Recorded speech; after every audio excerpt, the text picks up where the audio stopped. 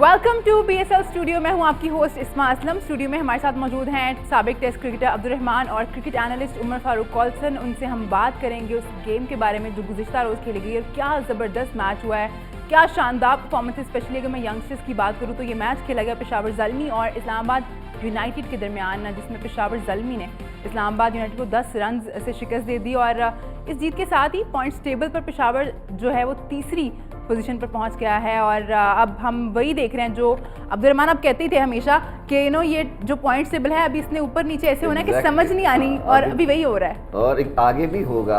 अभी बहुत सारी गेम्स बाकी हैं। अभी क्वेटा ने भी अगर 2 मैच जीत लिए, ये हम स्क्रीन पे भी दिखा रहे हैं। देखिए मुल्तान सुल्तान्स हैं जो टॉप पे हैं इस वक्त, उसके बाद लाहौर कलंदर्स, उसके बाद पेशावर ज़ल्मी, और बड़ा ज़बरदस्त कमबैक किया पेशावर ज़ल्मी ने। एग्जैक्टली।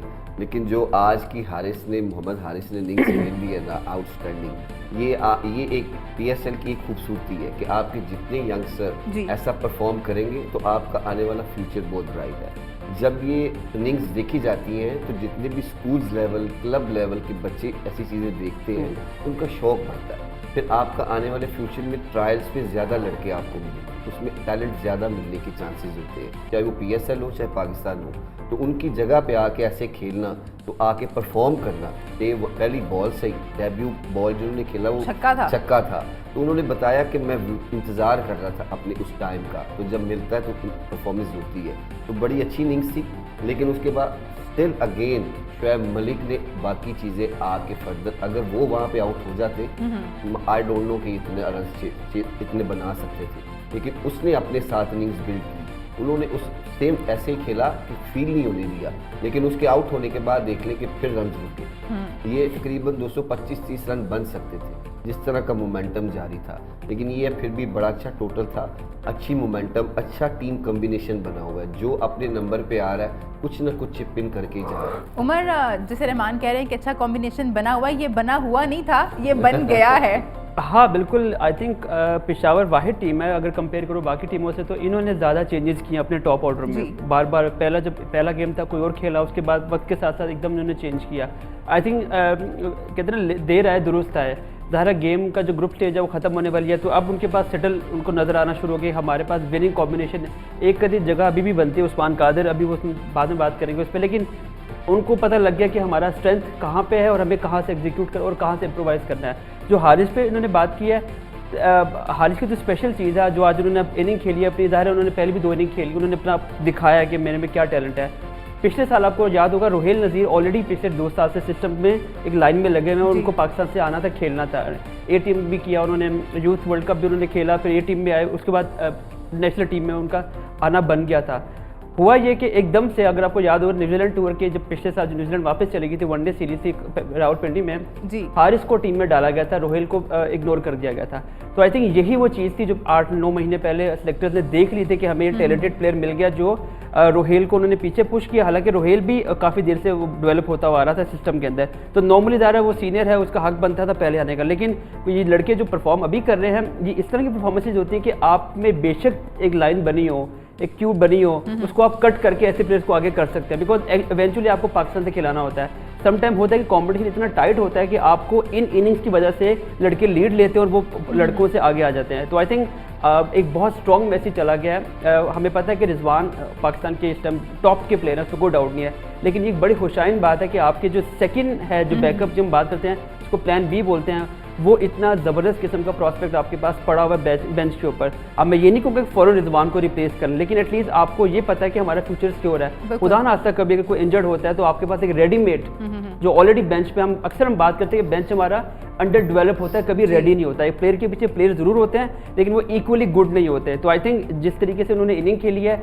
ये एक अच्छा खासा उन्होंने स्ट्रॉन्ग मैसेज दिया कि मैं हूँ यहाँ पे, आपको परेशान होने की बड़ी ज़बरदस्त बात है। क्योंकि हमेशा यही होता है हमारे पास कि कोई एक जगह खाली होती है तो हमें वो लड़का ही नहीं मिल रहा होता। अगर स्पिनर्स की अगर हम बात करें तो वो हमें कोई उसके जैसा इक्वली गुड नहीं मिल रहा होता। लेकिन ये बड़ी ज़बरदस्त बात है कि इतना अच्छा कर रहे हैं हारिस। जैसे उन्होंने भी बताया कि रुहेल की जगह उन्होंने वो लाइन काट के आगे आए हैं, तो अगर इस तरह से हो रहा है तो ये तो पाकिस्तान क्रिकेट के लिए बहुत ही अच्छा है। तो ज़रूरी भी है। जैसे जैसे आपके सीजन बढ़ते हैं, अगर आपकी डेवलपमेंट ना हो तो फिर ऐसे प्लेयर नज़र नहीं आएंगे। सिर्फ एक ही T20 खेलना है पाकिस्तान ने, ऑस्ट्रेलिया जब विजिट करेगी इंशाल्लाह वेरी सून।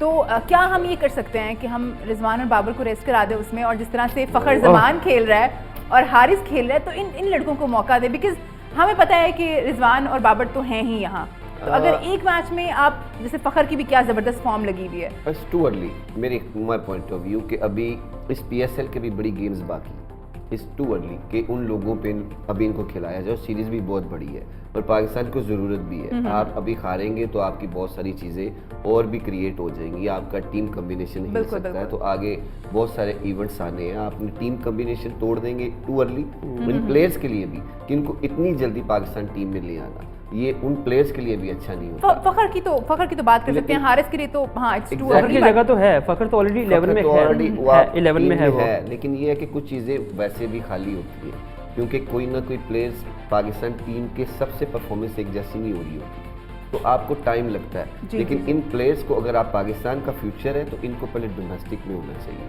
डोमेस्टिक में 1 या 2 सीज़न अच्छा खेले, उससे और अच्छे तैयार हो जाए, फिर ये लंबा फ्यूचर होगा पाकिस्तान के लिए। तो अगर इसको अभी खिला देंगे कुछ प्लेयर्स को, अगर परफॉर्मेंसेस ना हुई तो फिर ये 2-3 साल बाद नजर आएंगे, तो फिर उनके लिए बहुत चीज़ें क्रिएट हो जाती है। उमर, कराची लेग में हमने देखा था, हम ये बात भी कर रहे थे शो में कि शायद जो यंग टैलेंट है वो उस तरह से हमें नज़र नहीं आ रहा, तो उसकी वजह ये भी थी कि यंग टैलेंट को उस तरह से मौका ही नहीं दिया गया था। अब हमने देखा है कि लड़कों को मौका मिला है तो वो अपना टैलेंट जो है, अपनी स्किल्स जो है वो दिखा रहे हैं। देखिए टैलेंट, यस, हर टीम को इमर्जिंग प्लेयर खिलाना एक ये मस्ट है उनके ऊपर, लेकिन मसला है कि कुछ टीमें छुपा रही थी अपने इमर्जिंग प्लेयर को, कभी नीचे भेज रही थी, कभी 11 के नीचे जो बॉलिंग में नीचे छुपा रही थी उनको। तो जब पेशावर ज़ल्मी का आई थिंक पहले भी उनका रिकॉर्ड है कि उनको काफ़ी अप्रिशिएट करना चाहिए आपको कि वो आपके जो यंग प्लेयर होते हैं उनको ऊपर करते हैं ताकि वो अपने आप को शो करें। कराची ऐसी टीम जो है वो छुपाती हैं बेसिकली, अगर आपको पता हो कराची जो उनकी हालत इस टाइम है वो इन्हीं वजह से कि वो प्लेयरों को छुपा रहे होते हैं। पेशावर ज़ल्मी जो है, इन्होंने हसन अली को अनवील किया, फिर आपको याद होगा एक और स्पिनर था इब्रार, उसको भी इन्होंने खिलाया। तो ये जेनरस हैं, ये चाहते हैं कि हम यंग लड़कों को, बिकॉज ओपन में खिलाना आपको बड़ा ब्रेव डिसीजन होता है। इसमें यानी बेसिकली आप अपने टीम की भी वल्नरेबिलिटी दिखा रहे होते हैं कि हमारे पास कोई ऐसा प्लेयर नहीं कि हम यंग लड़के उड़ा रहे हैं। इसका दूसरा पहलू ये होता है कि आप उन पर ट्रस्ट कर रहे होते हैं। हैदर अली भी इन्हीं पेशावर ज़ल्मी ने ही इनको बिल्डअप किया और बहुत सारे चांसेस दिए, बहुत सारे चांसेस दिए। और हसन अली जो हैदर है आई थिंक काफ़ी डेवलप हो चुके हैं, ऑल्दो अभी परफॉर्म नहीं कर रहे, वो उनकी फॉर्म का इशू है या उनके माइंड का इशू है, वो मैनेज नहीं कर पाए, लेकिन वो टैलेंट तो है। तो बताने का मकसद है कि पेशावर ज़ल्मी जो है वो खुद स्पर करता है इस ऐसे टैलेंट को कि जाओ, उनको वो चांस देता है। देखिए आई थिंक 5 से 6 गेम दिए हैं हैदर को टॉप ऑर्डर में, उनको पूरा चांस दिया है। अब उन्होंने जब चेंज किया, उन्होंने बोला इसको भी जाने दो, आप देखो ये क्या करता है। हारिस कामरान को बाहर बिठाया, बड़ा सीनियर प्लेयर है कामरान, उन्होंने वेट नहीं किया कि कामरान को हम 1-2 गेम्स और दें वापस आए, बिकॉज ये रिस्क फैक्टर इन्वॉल्व होता है। अगर आप गेम्स देते जाते हैं, जैसे बाबर आजम है, जैसे हसन अली है, उनको आप गेम्स देते जा रहे हैं लेकिन वो रन नहीं कर पा रहे या आउट नहीं कर पा रहे, तो हारिस को थ्रो करना और हारिस का आगे से रिस्पॉन्ड करना, आई थिंक ये बड़ी खुशाइन बात है कि आपको चांस दिया गया और आपने चांस को अवेल किया दोनों हाथों से, और दोनों हाथों से आपने पूरे ग्राउंड में जो है सबको। विकेट कीपर बैट्समैन भी इस सीजन में हमें मिल रहे, इस सीजन में हमें फास्ट बॉलर भी मिले। इस्लामाबाद की टीम में एक यंग पेसर था, वो शदाब के साथ यंग फिट हुआ, ज़िशान ज़मीर, वो एक अच्छा पेसर, अच्छी पेस है उसके पास। वसीम जूनियर आपके पास अच्छा, नसीम शाह आपके पास अच्छा। उसके बाद लाहौर कलंदर में 2 लड़के हैं, उमर और इरशाद, ये 2 प्लेयर अच्छे। पेशावर के पास और लाहौर के पास जमान। आपको 5-6 फास्ट बॉलर एक सीजन में मिल जाए, एक अच्छा विकेट कीपर बैट्समैन मिल जाए। इतना टैलेंट हमें मिला इस सीजन में, हम फास्ट बॉलर्स की बात करें, स्पिनर्स को निकाल दें, अगर हम फास्ट बॉलर्स की बात करें, अगर हम बैट्समैन की बात करें, तो ये टूर्नामेंट ओवरऑल बहुत ही अच्छा जा रहा है यंगस्टर्स के लिए, सक्सेसफुल टूर्नामेंट। एग्जैक्टली, परफॉर्मेंसेस भी यंगस्टर की अच्छी जा रही है, चाहे वो फास्ट बॉलर है, चाहे वो बैट्समैन है, चाहे वो विकेट कीपर बैट्समैन है। तो वो ये नहीं है कि बैटिंग में भी, जो फील्डिंग में भी इनकी बड़ी अच्छी चीज़ें हैं। ये जितने भी यंगस्टर आ रहे हैं ये अच्छे फील्डर भी हैं, ये एक जान मारते हैं मैच के अंदर, एनर्जी पैदा होती है जब यंगस्टर आपके ग्राउंड में एनर्जेटिक होते हैं ना, तो इस पे हमें मजीद बात करनी है। आज के मैच में भी क्या क्या हुआ उसमें भी बात करेंगे। अभी तो हम हारिस ने जो हमें अपने एक क्या कहते हैं, अपनी खूबसूरत इनिंग का जो सहर है उसमें वो तारी हो गया है हम पे, उस पर मजीद बात करेंगे हम, लेकिन एक छोटे से ब्रेक के बाद।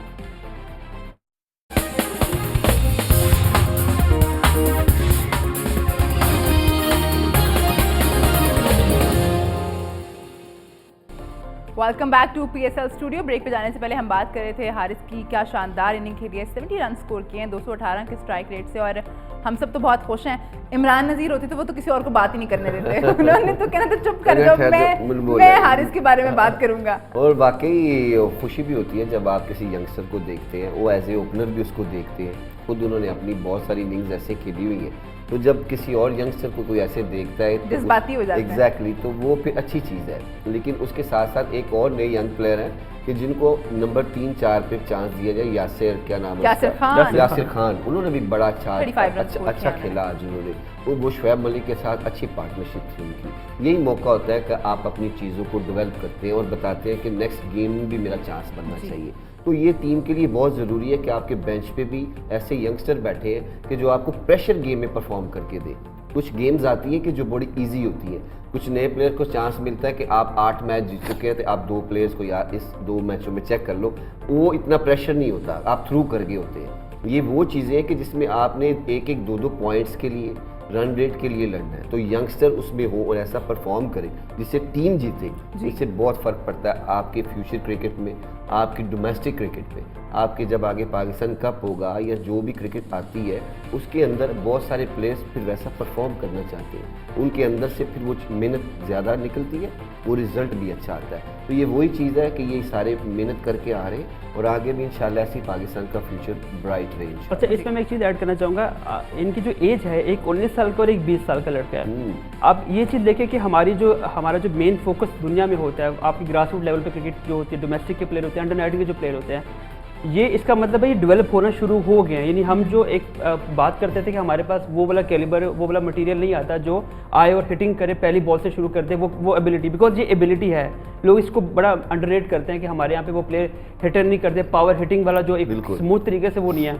तो ये जो ग्लिम्स आपने यहाँ देखी है यासिर में और हारिस में, ये ग्लिम्स शायद अगली गेम में ना कर पाए, शायद उस अगली गेम में भी ये ना कर पाए, लेकिन द पॉइंट इज कि इनमें वो पोटेंशियल है, इसको आपको कैरी ऑन करना। और ये बहुत एज, 19 साल का बच्चा, एक 20 साल का बच्चा, अगर ये इस एज में डेवलप होते हुए, यार सोचें अगले 5 साल में ये कहाँ पे खड़े होंगे, अगर ये अपने आप को, उनका जो पाथवे है, इनकी जो डेवलपमेंट है सही तरीके से होती है। क्योंकि हमारे यहाँ पे ना लड़के हर सीजन में आते हैं, परफॉर्म करते हैं और एकदम से फेड अवे भी होते हैं, और हमें बड़ा एक्साइटमेंट होती है। जैसे अब हम लोग बात करेंगे, हम बहुत एक्साइटेड है, हम एक्साइटेड उस टैलेंट को देखते हुए कि हमें लगता है कि यार हमारे पास हमें ये आने वाले टाइम में जो हमें नजर आएगा। फिर दूसरी बात है कि जो आपने बोला ना बाबर और उसको रिजवान को, आपकी जुबान दांतों में आनी चाहिए थी एक दफ़ा जब आपने ये बात बोला। ये एग्जैक्टली देखिए, ये टेम्पटेशन आपको कंट्रोल करनी होती है। हम एक्साइटेड बिल्कुल हैं एज अ सिलेक्टर, जो सिलेक्टर है, एज अ जर्नलिस्ट, हमें इस टेम्पटेशन को थोड़ा कंट्रोल करना होता है कि हमारे पास जो ऑलरेडी एक सेट ऑफ प्लेयर हमारा बनता जा रहा है, जो हम वर्ल्ड कप बहुत अच्छे हैं, यस PSL बीच में आती है, दैट डजंट मीन कि आपका जो ऑलरेडी पाकिस्तान का कॉम्बिनेशन है, क्योंकि क्रिकेट टीम जो है बड़ी मुश्किल से बनाई जाती है। आपकी यूनिटी, आपका 11, आपके 15, अगर आप इसको इस बात पे चेंज कर देंगे कि एक टूर्नामेंट बुरा गया है तो हमें इसको चेंज करना है, तो आई थिंक टीमें ऐसी नहीं बनती। बड़ी देर पहले हमने देखा, जब मिसबा का टाइम था, हमने काफ़ी चीज़ें चेंज की।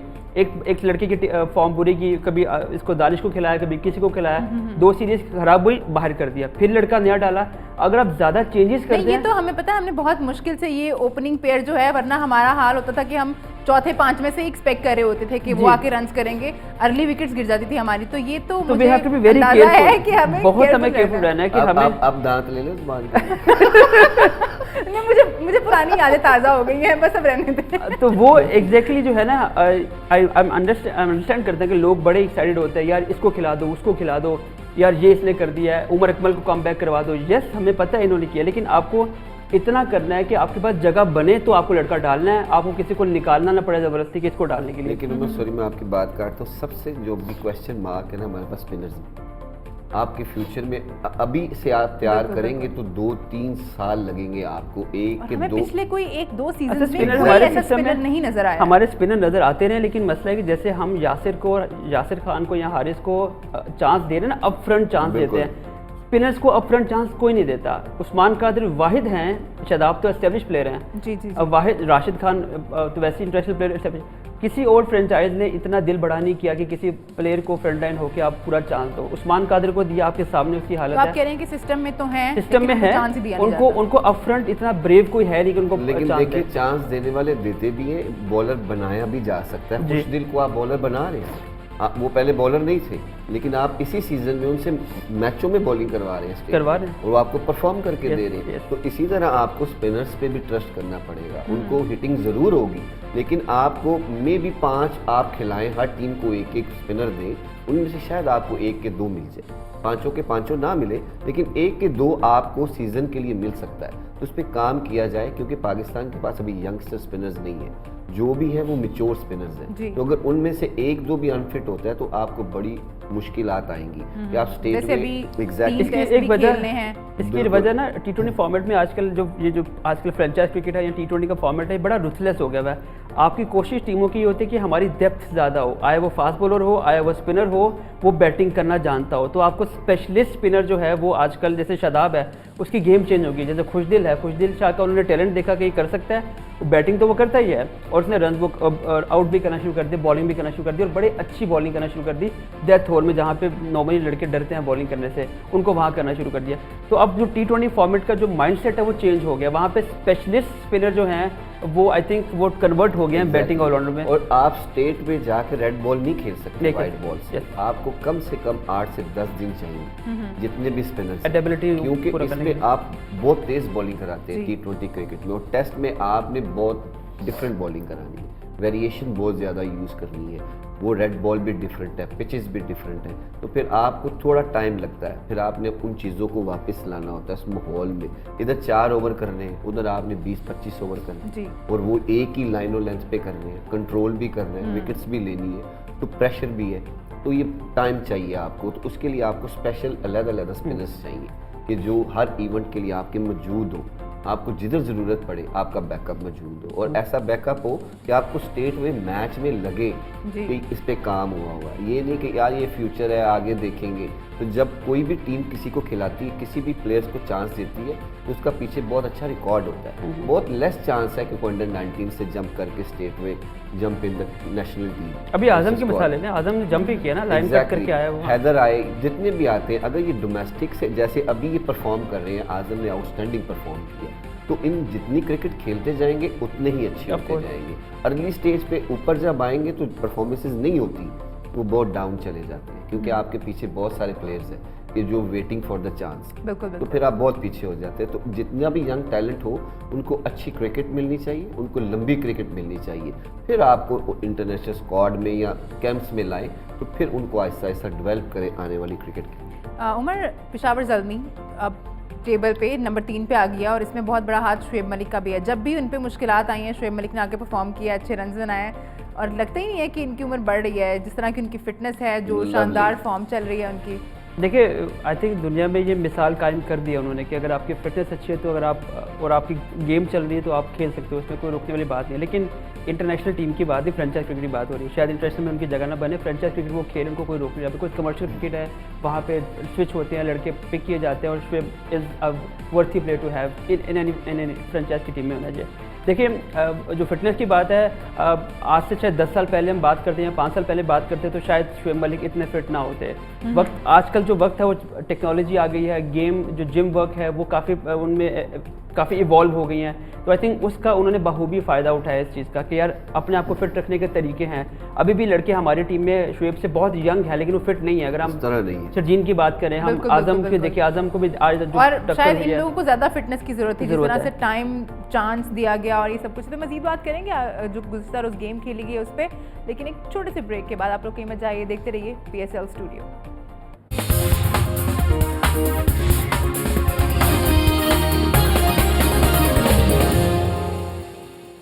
Welcome back to PSL studio. और अब आ जाते हैं इस्लामाबाद पर। मुकाबला तो खूब किया, अच्छी क्रिकेट, बड़ी ज़बरदस्त मैच हुआ आज, और मुकाबला खूब किया, लेकिन ज़ाहिर है पास नहीं पहुंच सके, 10 रन से मैच हार गए। इस्लामाबाद से भी यंगस्टर आउटस्टैंडिंग, क्या प्लेयर है जिसने ओपनिंग स्टैंड किया है, क्या नाम है, रहमानुल्लाह गुरबाज, और उनके साथ आउटस्टैंडिंग। उसकी जितनी भी शॉट्स थी इतनी खूबसूरत थी कि आपको मज़ा आ रहा था उसकी इनिंग देखने का। जब आउट हुआ तो मुझे भी फील हुआ कि यार थोड़ा सा और इसको खेलना चाहिए, 10-12 बॉल और खेल लेता तो काफ़ी दूर ये गेम को लेके जा सकता था। लेकिन उसने आज बताया कि उस टीम में अगर स्टर्लिंग नहीं है ना तो उसकी कमी महसूस होने नहीं दी। उसने अपनी टीम को बताया कि मैं नया बॉल आपको ऐसे खेल के दे सकता हूँ। तो ये बहुत बड़ी बात होती है कि आपके जितने भी यंगस्टर आ रहे हैं वो आउटस्टैंडिंग आ रहे हैं और दुनिया के वर्ल्ड क्लास बॉलर्स को खेल रहे हैं और ऐसे खेल रहे हैं कि पता नहीं कब से खेल रहे हैं। उनको निकल फुटवर्क भी यूज़ कर रहे हैं, कट्स भी खेल रहे हैं, पुल हर तरफ खेल रहे हैं। तो बड़ा अच्छा होता है कि ऐसे प्लेयर्स को देख के मज़ा भी आता है इनिंग्स बिल्ड करने का।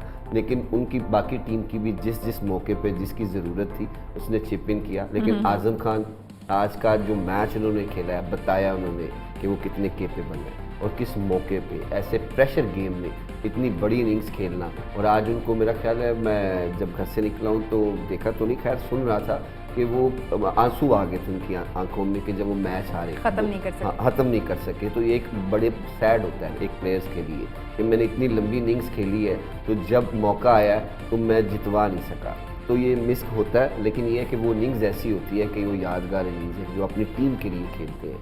उन्होंने आउटस्टैंडिंग शॉट्स खेली हैं, अपनी टीम को 45 बॉल 85 रन बनाना बहुत बड़ी अचीवमेंट। एग्जैक्टली। और इतनी अच्छी बॉलिंग के अगेंस्ट कि आपने आउटस्टैंडिंग कर दिया। उसमें वहाब रियाज भी है, 2 नए बॉलर भी हैं, लेकिन उन बॉलर्स ने भी बहुत अच्छी बॉलिंग कराई। लेकिन ऐसी बॉलिंग के अगेंस्ट आपने ऐसा परफॉर्म करना, ये आउटस्टैंडिंग बात होती है। तो वो भी एज ए विकेट कीपर है, हारिस भी ऐसे एज ए विकेट कीपर है। तो आपको बड़ा आगे कंपटीशन नज़र आ रहा है। आपकी जितनी शॉर्ट फॉर्मेट की क्रिकेट है ना उसमें आपको बहुत तगड़ा बेंच मिलेगा। जो 5 दिन की या ओडीआई T20 आपकी अच्छी टीम होगी, लेकिन 5 डे क्रिकेट के लिए आपको थोड़ी सी स्ट्रगल होगी बॉलिंग में, स्पिनर्स में खास तौर पे। लेकिन 1 डे और T20 में आपका बहुत अच्छा यूनिट बन सकता है। उमर, आज़म खान की ही मैं बात करना चाहूँगी कि क्या शानदार खेले आज। 85 रन स्कोर किए। अनफॉर्चुनेटली मैच फिनिश नहीं कर पाए, लेकिन ये सीज़न आज़म का भी अच्छा ही चल रहा है। फील्ड में भी एफर्ट पुट कर रहे होते हैं, विकेटों के पीछे हम देखते हैं डाइव कर रहे होते हैं, इधर उधर जान मार रहे होते हैं और कंसंट्रेशन लग ही रहा होता है कि पूरा वक्त उनकी मैच पे ही है। जान वाकई मारे होते हैं, आज मूसा को मारी है सॉरी। लेकिन बट उनकी जो बैटिंग की जो मैं कहूँगा नोट कर रहा था मैं, आज जो 5वें ओवर में उनकी बारी आई है जो कि बहुत रेयर होता है। अदरवाइज आपको पता है इनका रोल शुरू लेटर आखिरी 6-8 ओवर में होता है उनका रोल। सबसे इंप्रेसिव बात 85 तो किया, ये मैं इसको नहीं देख रहा, मैं रन को मैं देख रहा हूँ कि उनका टेम्परामेंट। 5वें ओवर में आए हैं, 19वें ओवर में आउट हुआ है वो। तो ये जो लेंथ ऑफ ओवर्स उन्होंने खेले हैं और जिस टेम्परामेंट के साथ खेले हैं, ये उस इनिंग को स्पेशल बनाता है। बिकॉज हम इनसे उम्मीद नहीं करते। फ्रेंचाइज का रोल भी इनका 10वें 12वें उनके बाद शुरू होता है। जब आप आते हो थोड़े आपके बॉल्स आपको ज़्यादा रन चाहिए, आपका टेम्परामेंट फिटनेस को भी।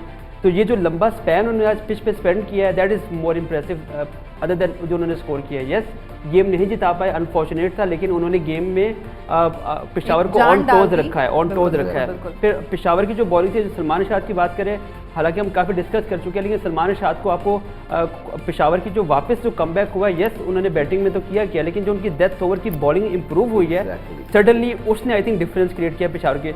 आखिरी 2 ओवर थे, 29 रन चाहिए थे और 12 से 13 ओवर बॉल बाकी थे।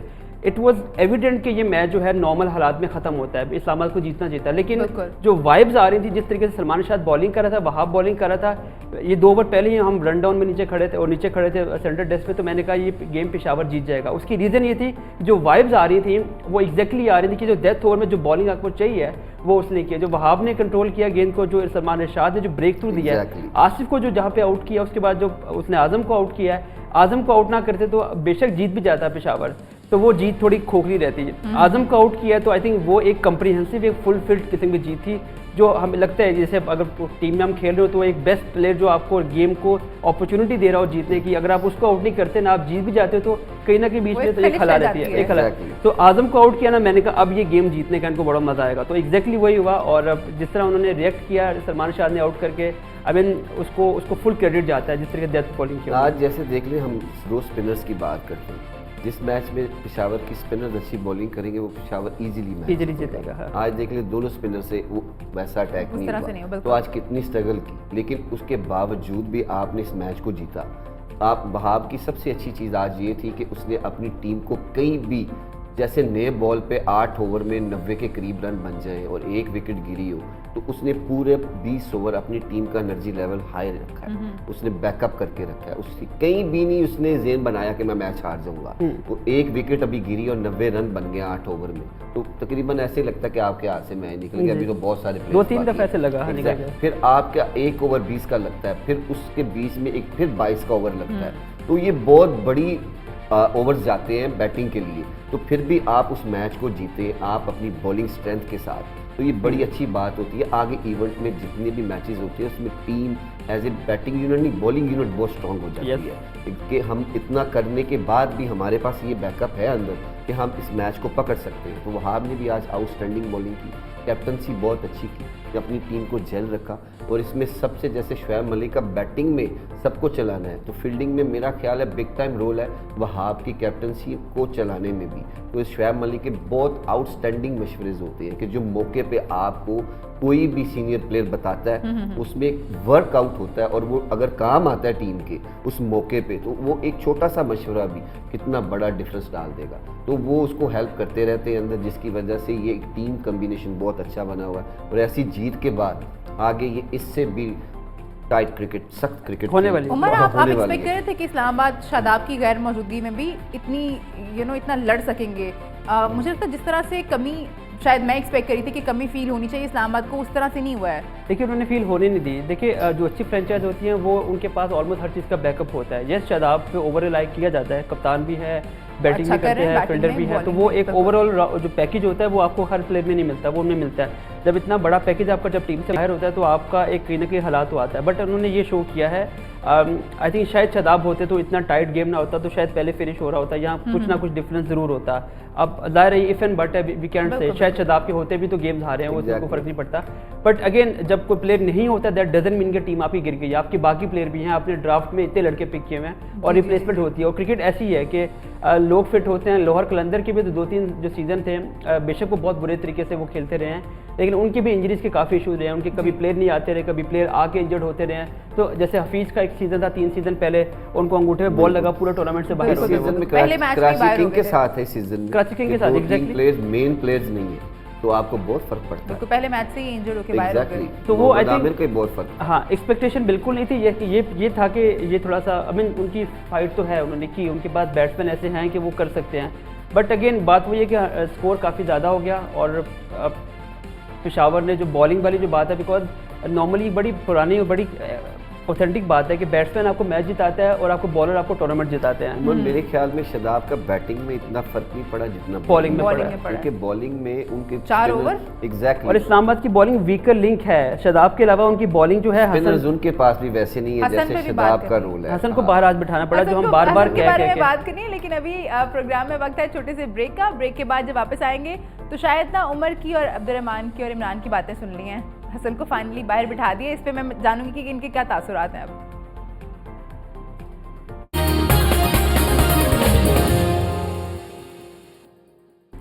Welcome back to PSL studio. Hasan Ali के बारे में हम बात कर रहे थे। फाइनली आज उनको बाहर बिठाया गया for the good, for the right, that's the right thing to do, because आप प्लेयर की रेपुटेशन को और ख़राब करते जाते हो। आपको याद होगा शान मसूद जेम एंडरसन से बार बार आउट होते जा रहे थे, तो उनको बाहर बैठाना पड़ा।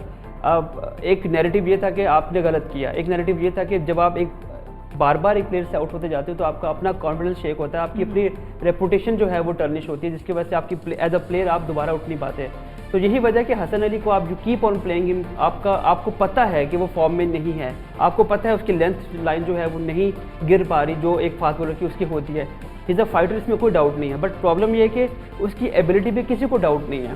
उस पर हमें पता है कि इज़ अ पोटेंशियल प्लेयर, उसमें कोई वो बैटर भी बड़ा अच्छा है, उसने इंप्रूव किया। फील्डर ऑल्दो उसने कैचेस ड्रॉप की, दैट्स फाइन, वो he never was a good fielder, कोई मसला नहीं उसमें, लेकिन एज अ बॉलर तो अच्छा है वो बिल्कुल उसमें। लेकिन फॉर्म, ये सिंपल सी बात है, उसकी फॉर्म उसका साथ नहीं दे रही। और जब उसको खिलाते जा रहे हो तो उसकी रेपुटेशन ख़राब हो रही है, बिकॉज फैंस नहीं माफ़ करते। क्योंकि आपकी टीम को जब डैमेज करना शुरू हो जाए, देखिए उसकी अपनी रेपुटेशन भी खराब हो रही है और टीम का मोमेंटम भी खराब हो रहा है, टीम का कॉम्बिनेशन बन ही नहीं पा रहा। वो उसको 4 ओवर करवाएंगे, आई थिंक सबसे ज़्यादा रन 40+, 45+ रन हसन अली ने कंसीड किए हैं ऑलमोस्ट हर गेम में, सिवाय एक गेम में जहाँ उसने 26 रन दिए और 1 विकेट लिया था। उसके अलावा उसकी हर गेम में 47, 48, 50, 2 दफ़ा उनके 50 भी हुए हैं। तो आई थिंक ये टीम को हैमर करता है और उसकी अपनी रेपुटेशन खराब। और सबसे बड़ा प्रॉब्लम ये है कि उसने इसी फॉर्म को लेके अभी ऑस्ट्रेलिया के अगेंस्ट भी खेलना है आपने, तो ये एक इतना डैमेजिंग है उसके अपने लिए कि आप एक out of form player against Australia खिलाओगे। अभी ये भी समझ नहीं आता कि सिलेक्टर्स जो हैं, जब आप 11 बनाओगे अगेंस्ट ऑस्ट्रेलिया, जो रावलपिंडी में पहला टेस्ट मैच होना है, तो क्या आप ऐसे जो उसकी फॉर्म गिरी हुई है क्या वो कैरी ऑन कर पाओगे उसके साथ? ये एक अब सवालिया निशान है। ये आगे जाके शायद रहमान इस पे बात कर सके।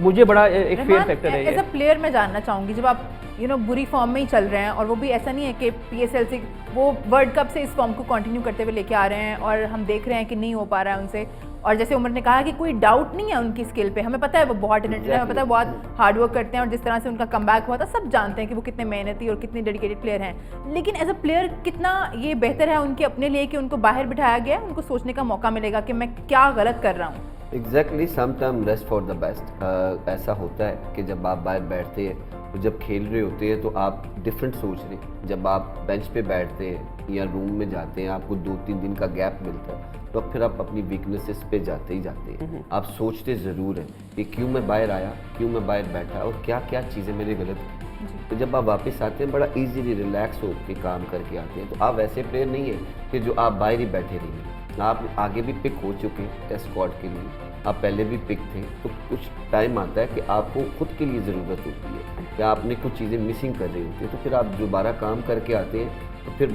वो चीज़ें अच्छी होनी शुरू हो जाती है। Take time.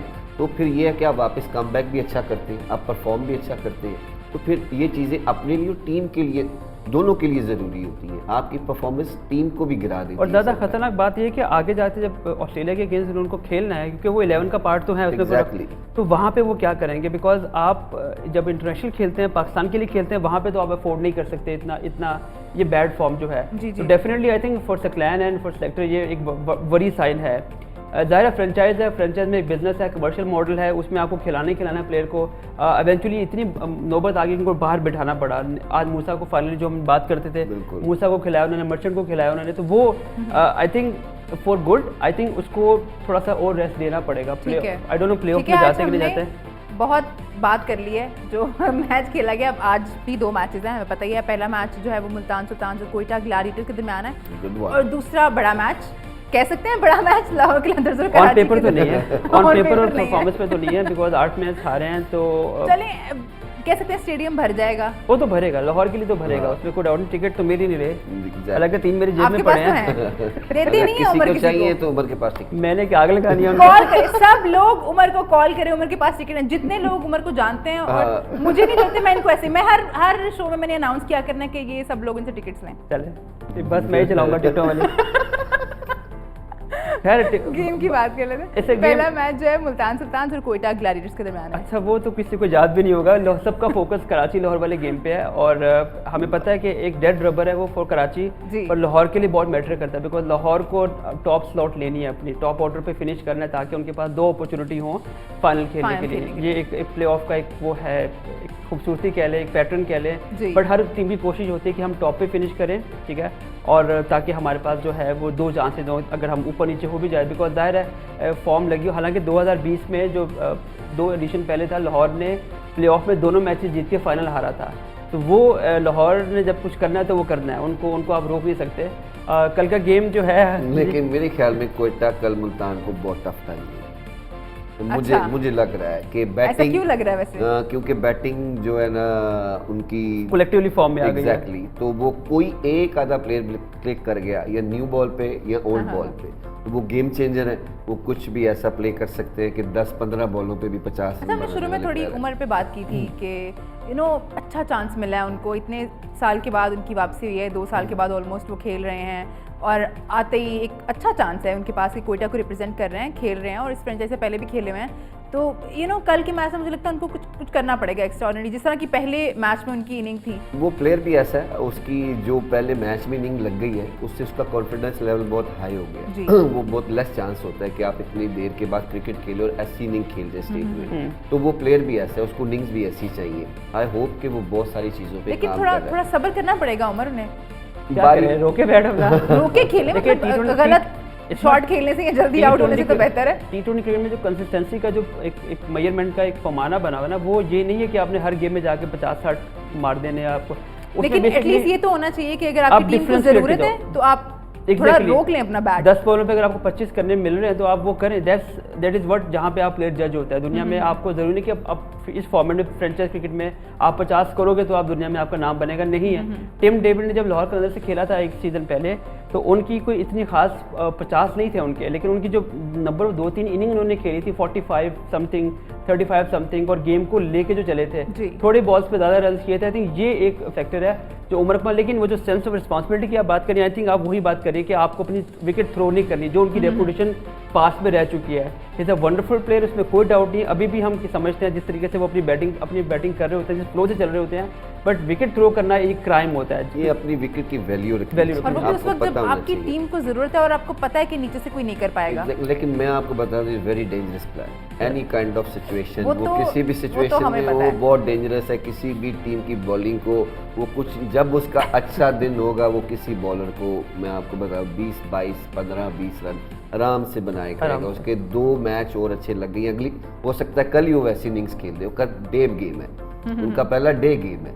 उसने अभी 2 या 3 गेम खेले, वो सब नाइट में खेले, अंडर लाइट्स है। तो हो सकता है डे में डिफरेंट हो, डे में जरा पिच भी साउंड होता है, उसमें ड्यू फैक्टर भी कोई नहीं होता, बॉलर्स डिफरेंट होते हैं, आपको सीम स्विंग कम मिलता है जो नाइट में मिलता है। तो नए बॉल पे थोड़ा सा चांस होता है, लेकिन जिधर इन्होंने बैटिंग करने आना है वहाँ तक तो पिच आउटस्टैंडिंग हो गया होता है कि 15 ओवर या 10 ओवर भी फर्स्ट इनिंग के गुजर गए हो तो पिच साउंड हो गया होता है। तो ऐसे प्लेयर के लिए वो सिचुएशन आ जाए जो उनकी फेवरेट होती है, तो वो उनमें बहुत अच्छी इनिंग्स के चांस होते हैं उसके खेलने। बड़ा इंटरेस्टिंग टेबल पे मैं वो टेबल देख रहा था, अभी 6 पॉइंट्स है कोयटा ग्लैडिएटर के और उनके 2 मैच अभी बाकी हैं। अगर कोयटा दोनों मैच जीत जाता है तो फिर जो कश्मकश है वो पेशावर ज़ल्मी और कोयटा में, और इस्लामाबाद बाहर भी हो सकता है। आपका टाइम टेबल पॉइंट टेबल जो है, आई मीन काफी इंटरेस्टिंग होने वाला है। टाइम टेबल देखिए जरा मेरी गलतियां कैसे पकड़ लेते हैं। ये जो 3 दिन है ना अगले 21 तारीख तक, ये बहुत क्रूशल है बिकॉज हमें पता है मुल्तान और लाहौर तो थ्रू कर गए, उसमें कोई डाउट नहीं है। जो नीचे नंबर 3, नंबर 4, नंबर 5 है, यहाँ पे बहुत फ्लक्चुएशन होने वाली है और बड़ा इंटरेस्टिंग होने वाला है बिकॉज तीनों टीम जो है वो ऐसा नहीं कि कराची की तरह बिल्कुल नीचे लगी हुई है। हर टीम जो है स्टेप अप कर रही है, कोशिश कर रही है और वो 2 पॉइंट्स का डिफरेंस होगा। एक मुझे लगता है कि कोयटा शायद, मुझे लगता है डिफरेंस के लिए चांस है, बिल्कुल नहीं, वापस जाने का चांस है, कंफर्म चांस है। इनका बस चला तो ये तो कराची से ही ना लेके आते। नहीं शुरू में कह रहे थे इनको क्या करना है।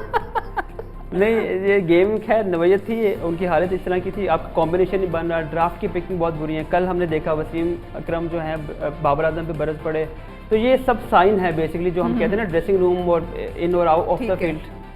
ठीक है जी, प्रोग्राम का वक्त खत्म हो गया है। बहुत शुक्रिया आप दोनों का और आप लोगों का भी हमारा साथ देने का। प्रोग्राम में हमारी आपसे मुलाकात होगी शाम 6:15 पे।